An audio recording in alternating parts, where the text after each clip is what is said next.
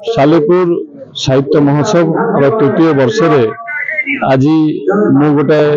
छोटिया अंश हो पार से बहुत बहुत धन्यवाद देवी अक्षयना को जे सी मत गोटे सुजोग देले जे सालेपुर स्वाभिमानी मधुमाटी रे जो प्रचेष्टा से आरंभ करिसेंती ओडिया भाषा ओडिया संस्कृति ओडिसी नृत्य को प्रोत्साहन दौरान एवं से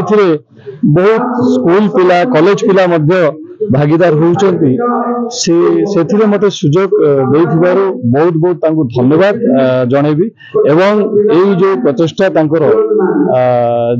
जो लड़ई ओडिया भाषा पे ओडिया अस्मिता पाई ता धरे आजिठु मु भी मध्य शामिल हेली तांको संगरे रहिली।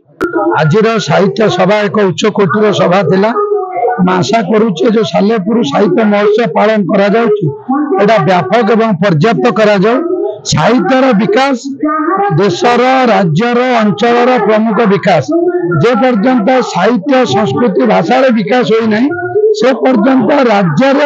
कौन प्रकार विकास हो जाए निश्चित तेणुकर मोर आशा एवं मोर आकांक्षा रही सालेपुर साहित्य समाज जो साहित्य महोत्सव पालन करुच्ची तृतीय वार्षिक उत्सव था आगामी दिन में व्यापक करा एवं ओडिशा भाषा साहित्य संस्कृति उपरे जार अवदान अच्छी सालेपुर स्वाभिमान माटी अवदान अतुलनीय से परिप्रेक्षी में सालेपुर माटी जो आंदोलन चली 600 वर्ष धरी से अक्षय भाई नेतृत्व में आगामी दिन में पर्याप्त करा जाए।